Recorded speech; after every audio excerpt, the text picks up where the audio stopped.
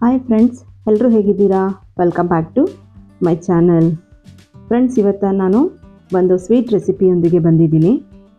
ಕಡಲೆಪುರಿನಲ್ಲಿ ಈಸಿಯಾಗಿ ಕಾಜು ಬರ್ಫಿನ ಏನು ಟೇಸ್ಟ್ ಕೊಡುತ್ತೆ ಆ ಟೇಸ್ಟಲ್ಲೇ ಕಡಲೆಪುರಿಯಿಂದ ಒಂದು ಸ್ವೀಟ್ ಮಾಡೋದು ಹೇಗೆ ಅಂತ ಅಂದ್ಬಿಟ್ಟು ನಾನಿವತ್ತು ಹೇಳ್ತಾ ಇದ್ದೀನಿ. ಹೇಗೆ ಮಾಡೋದು ಅಂತ ಅಂದ್ಬಿಟ್ಟು ತುಂಬ ಟೇಸ್ಟಿ ಆಗಿರುತ್ತೆ, ತುಂಬ ಅದ್ಭುತವಾಗಿದೆ, ತುಂಬಾ ಚೆನ್ನಾಗಿರುತ್ತೆ, ಎಲ್ಲರೂ ಇಷ್ಟಪಟ್ಟು ತಿಂತಾರೆ. ಯಾರಿಗೂ ಗೊತ್ತಾಗಲ್ಲ ಇದು ಕಡಲೆಪುರಿದು ಅಂತೇಳಿ, ಅಷ್ಟು ಚೆನ್ನಾಗಿರುತ್ತೆ. ನಾನು ಒಂದು ಮಿಕ್ಸಿ ಜಾರಿಗೆ ಒಂದು ಅರ್ಧ ಕಪ್ಪಿಗಿಂತನೂ ಅಂದರೆ ಕಾಲು ಕಪ್ಪಿಗಿಂತನೂ ಸ್ವಲ್ಪ ಜಾಸ್ತಿ ಅಷ್ಟೇ, ಅರ್ಧ ಕಪ್ಪಿಗಿಂತನೂ ಕಡಿಮೆ ಸಕ್ಕರೆನ ತೊಗೊಂಡಿದ್ದೀನಿ.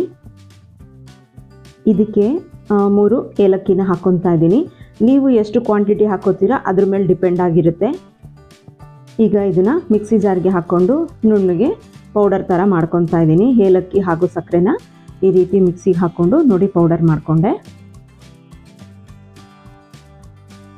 ಈಗ ಇದನ್ನು ಫಿಲ್ಟ್ರ್ ಮಾಡ್ಕೋಬೇಕು, ಯಾಕೆಂದರೆ ಏಲಕ್ಕಿ ಸಿಪ್ಪೆ ಸಮೇತ ಹಾಕಿರ್ತೀವಿ. ಸಕ್ಕರೆ ಎಲ್ಲಾದರೂ ಒಂದೊಂದು ಹತ್ರ ದಪ್ಪ ದಪ್ಪ ಹಾಗೆ ಉಳ್ಕೊಂಬಿಟ್ಟಿದ್ರೆ ಅಂಥೇಳಿ ನಾವು ಅದನ್ನು ಸ್ವೀಟ್ ಮಾಡುವಾಗ ಅಷ್ಟು ಚೆನ್ನಾಗಿ ಬರಲ್ಲ. ಆ ಕಾರಣಕ್ಕೋಸ್ಕರ ಇದು ಒಂದೇ ಅಳತೆನಲ್ಲಿ ಇರುತ್ತೆ. ಈ ರೀತಿ ಫಿಲ್ಟ್ರ್ ಮಾಡ್ಕೊಂಡಾಗ ಒಂದೇ ಅಳತೆನಲ್ಲಿ ಇರುತ್ತೆ. ಈ ರೀತಿಯಾಗಿ ಕಂಪ್ಲೀಟಾಗಿ ಫಿಲ್ಟ್ರ್ ಮಾಡ್ಕೋಬೇಕು. ನೋಡಿ, ನೀವು ನೋಡ್ತಾ ಇದ್ದೀರಲ್ವ, ಏಲಕ್ಕಿ ಸಿಪ್ಪೆ ಬಂದಿದೆ. ಈಗ ನಾನು ಅದೇ ಮಿಕ್ಸಿ ಜಾರ್ಗೆ 2 ಬೌಲ್ನಷ್ಟು ಕಡಲೆಪುರಿನ ಹಾಕ್ಕೊತಾ ಇದ್ದೀನಿ. ಹಾಗೆಯೇ ಒಂದು 6-7 ಗೋಡಂಬಿನೂ ಕೂಡ ಇದ್ರ ಜೊತೆಗೆ ಮಿಕ್ಸಿ ಮಾಡೋದಕ್ಕೆ ಹಾಕ್ಕೊತಾ ಇದ್ದೀನಿ. ಕಡಲೆಪುರಿ ಜೊತೆನೇ ಹಾಕ್ಕೊಂಡು ಗೋಡಂಬಿನೂ ಕೂಡ ಪೌಡರ್ ಮಾಡ್ಕೊಂಡು, ಜಾಸ್ತಿ ಹಾಕ್ಕೊಂಡ್ರೆ ಜಾಸ್ತಿ ಹಾಕ್ಕೊಳ್ಳಿ. ಮತ್ತು ಮಿಕ್ಸಿನಲ್ಲಿ ಪೌಡರ್ ಮಾಡ್ಕೊಂಡಿದ್ದಾದಮೇಲೆ ಅದೇ ರೀತಿಯಾಗೇ ಇದನ್ನು ಕೂಡ ನಾವು ಈ ರೀತಿ ಫಿಲ್ಟರ್ ಮಾಡ್ಕೋಬೇಕು. ಇದನ್ನು ಕೂಡ ಕಡಲೆಪುರಿ ಎಲ್ಲಾದರೂ ಉಳ್ಕೊಂಡಿದ್ರೆ ಅದು ಕೂಡ ಬಂದ್ಬಿಡುತ್ತೆ. ಆ ಕಾರಣಕ್ಕೋಸ್ಕರ ನೀವು ಫಿಲ್ಟ್ರ್ ಮಾಡ್ಕೋಬೋದು. ಜಾಸ್ತಿ ಮಾಡ್ತಾಯಿದ್ರೆ ನೀವು ಜಲ್ರಿ ಒಂದ್ರಿನಲ್ಲಿ ಮಾಡ್ಕೋಬೋದು. ನಾನು ಸ್ವಲ್ಪನೇ ಮಾಡ್ತಾಯಿದ್ದೆ ಅಲ್ಲ, ಹಾಗಾಗಿ ನಾನು ಚಿಕ್ಕ ಫಿಲ್ಟ್ರ್ನಲ್ಲೇ ಮಾಡ್ಕೊತಾ ಇದ್ದೆ. ಈ ರೀತಿಯಾಗಿ ಒಂದು ಕೈಯಲ್ಲಿ ಕ್ಯಾಮ್ರಾ ಇಟ್ಕೊಂಡಿದ್ದೆ, ಹಾಗಾಗಿ ಒಂದು ಕೈಯಲ್ಲಿ ಈ ರೀತಿ ಮಾಡಿ ಮಾಡ್ತಾಯಿದ್ದೆ.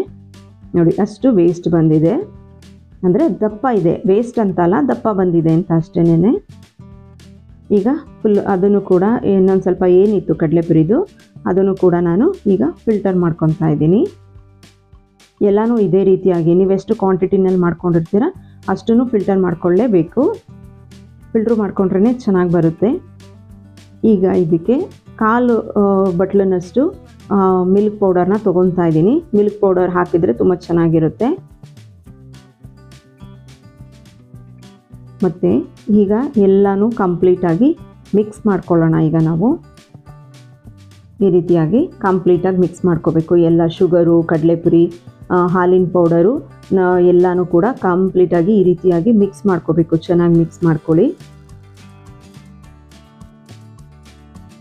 ಈಗ ಸ್ವಲ್ಪ ಎತ್ತಿಟ್ಕೊಳ್ಳಿ, ಯಾಕೆ ಅಂದರೆ ನಾವು ಮಾಡುವಾಗ ಏನಾದರೂ ಸ್ವಲ್ಪ ತೆಳು ಆಯಿತು ಅಂದರೆ ಆ ಪೌಡರ್ನ ಯೂಸ್ ಮಾಡ್ಕೊಳ್ಳೋದಕ್ಕೋಸ್ಕರ ಸ್ವಲ್ಪ ಎತ್ತಿಟ್ಕೊಳ್ಳಿ. ನಮ್ಮಲ್ಲಿ 1/4 ಬಟ್ಲನಷ್ಟು, ಅಂದರೆ 1/4 ಬಟ್ಲೂ ಇಲ್ಲ, ಅಲ್ಲಿ ಅದಕ್ಕಿಂತನೂ ಕಡಿಮೆನೇ ತೊಗೊಂಡಿದ್ದೀನಿ.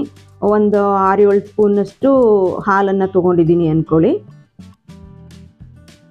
ಈ ರೀತಿ ಕ್ಲೀನಾಗಿ ಎಲ್ಲನೂ ಕಲಿಸ್ಕೋಬೇಕು ಕಂಪ್ಲೀಟಾಗಿ. ಬೇಕು ಅನಿಸಿದರೆ ಮಾತ್ರ ಮತ್ತೆ ಹಾಲು ಹಾಕ್ಕೋಬೇಕು, ಇಲ್ಲ ಅಂದರೆ ಬೇಡ. ಹಾಗೆ ಆಗುತ್ತೆ ಅಂದರೆ ಹಾಗೇ ಮಾಡ್ಕೊಳ್ಳಿ. ಈಗ ಹಾಲು ಬೇಕು ಇದಕ್ಕೆ ಹಾಕ್ಕೊತಿದ್ದೀನಿ. ನೋಡಿ, ಅಷ್ಟು ಹಾಲು ಹಾಕ್ಕೊತಾ ಇದ್ದೀನಿ. ಈಗ ನಾನು ಎಷ್ಟು ಹಾಲು ತೊಗೊಂಡಿದ್ದೆ ಅಷ್ಟು ಹಾಲಿಗೆ ಅದು ಕಂಪ್ಲೀಟಾಗಿ ಚೆನ್ನಾಗಿ ಆಯಿತು. ಎಕ್ಸ್ಟ್ರಾ ಏನು ಹಾಲು ಬೇಕಾಗಲಿಲ್ಲ.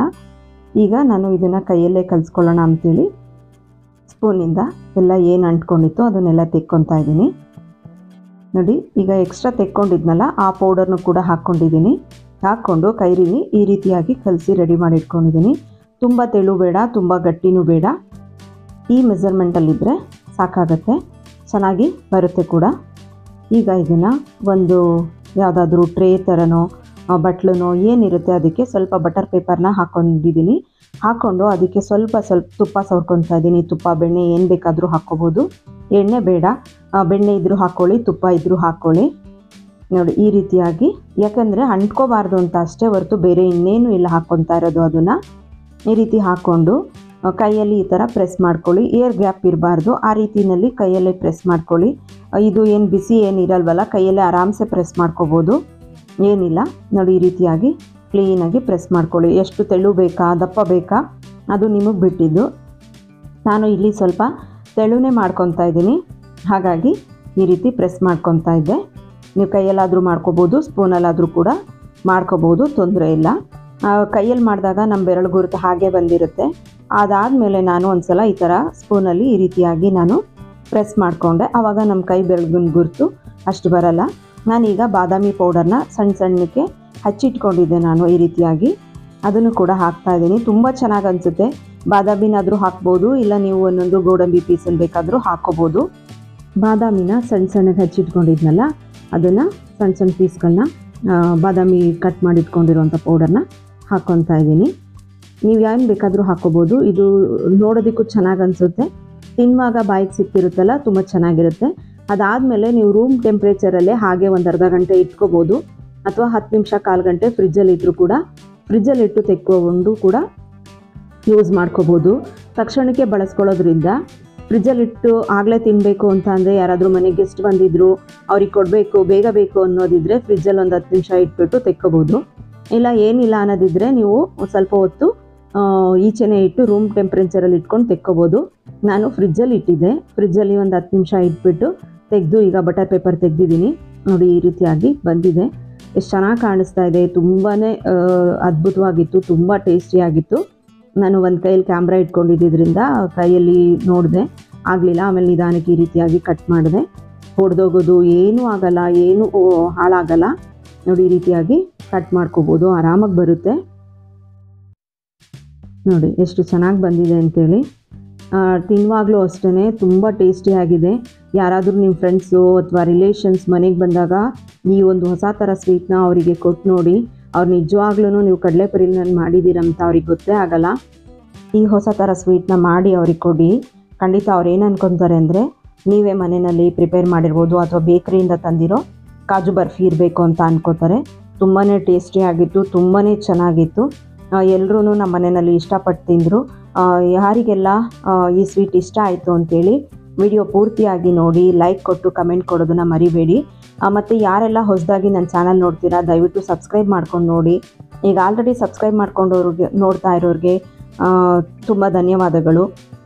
ಮತ್ತು ವಿಡಿಯೋನ ದಯವಿಟ್ಟು ಪೂರ್ತಿಯಾಗಿ ನೋಡಿ. ವಿಡಿಯೋ ನೋಡಿದ್ದಾದಮೇಲೆ ಲೈಕ್ ಕೊಟ್ಟು ಕಮೆಂಟ್ ಕೊಟ್ಟು ನಿಮ್ಮ ಫ್ರೆಂಡ್ಸ್ ಆ್ಯಂಡ್ ಫ್ಯಾಮಿಲಿಗೆ ಶೇರ್ ಮಾಡೋದನ್ನು ಮರಿಬೇಡಿ. ನಿಮ್ಮ ಅನಿಸಿಕೆ ಅಭಿಪ್ರಾಯ ನಮಗೆ ತುಂಬ ಮುಖ್ಯ ಆಗಿರುತ್ತೆ. ಈ ಸ್ವೀಟ್ ಇಷ್ಟ ಆಯಿತು ಅಂದರೆ ಲೈಕ್ ಕೊಟ್ಟು ಕಮೆಂಟ್ ಕೊಡೋದನ್ನ ದಯವಿಟ್ಟು ಮರಿಬೇಡಿ. ಮತ್ತೆ ಕೇಳ್ಕೊತಾ ಇದ್ದೀನಿ ನಾನು. Thank you for watching. ಮತ್ತೆ ನೆಕ್ಸ್ಟ್ ವಿಡಿಯೋದಲ್ಲಿ ಸಿಗ್ತೀನಿ. Bye bye, take care.